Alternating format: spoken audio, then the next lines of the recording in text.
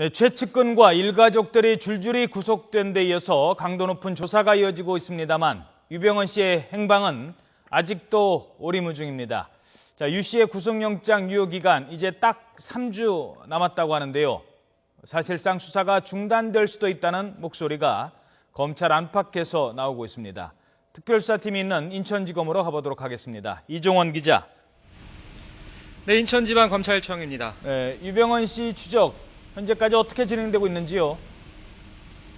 네, 잇따라 구속된 측근과 가족들에 대한 조사는 계속해서 이어지고 있습니다. 하지만 유병헌 씨의 행방을 쫓을 만한 성과는 여전히 없는 것으로 알려졌습니다. 유병헌 씨가 전남 순천별장에서 숨어 지내다 달아난 게 지난 5월 24일이었는데요. 이 순천별장을 마련해준 이석환 금수원 상무가 구속됐지만 이후로는 유 씨와 연락이 두절된 상태라며 입을 열지 않고 있습니다.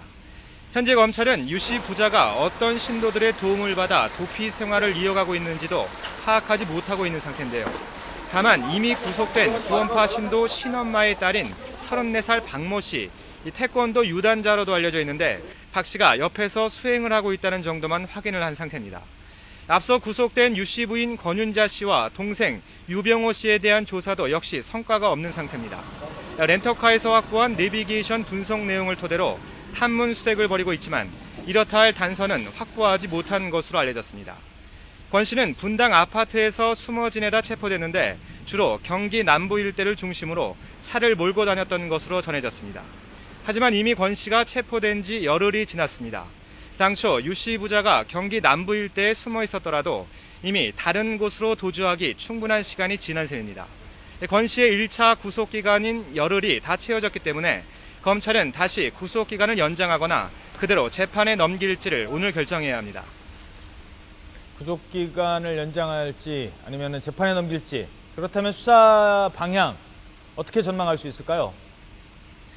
네, 유병헌 씨의 구속영장 만기는 오는 22일입니다. 이제 딱 3주가 남았는데요. 만약 그동안 유병헌 씨가 잡히지 않는다면 검찰은 수사를 이어갈지 아니면 중단할지를 결정해야 합니다. 물론 20여일이라는 시간이 남아있기 때문에 벌써 수사 중단을 거론하는 게 이른 감은 있습니다. 하지만 유 씨 부자에 대한 수사가 이미 몇 주째 제자리 걸음을 걷고 있죠.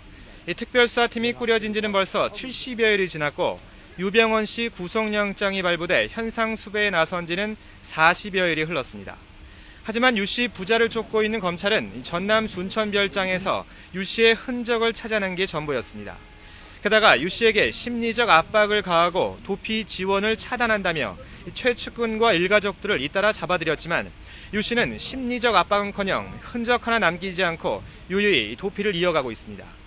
이미 유 씨 일가와 측근들은 대부분이 사법 처리된 상태로 더 이상 잡아들일 대상도 남아있지 않습니다.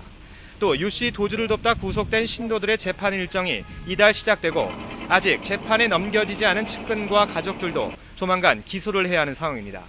기소 중지보다는 구속영장을 다시 발부받을 가능성이 더 크다는 예상이 나오고 있지만 이렇다 할 성과가 없는 상황에서 수사를 중단해야 하는 것 아니냐는 현실론도 검찰 안팎에서 흘러나오고 있습니다. 지금까지 인천지방검찰청에서 YTN 이종원입니다.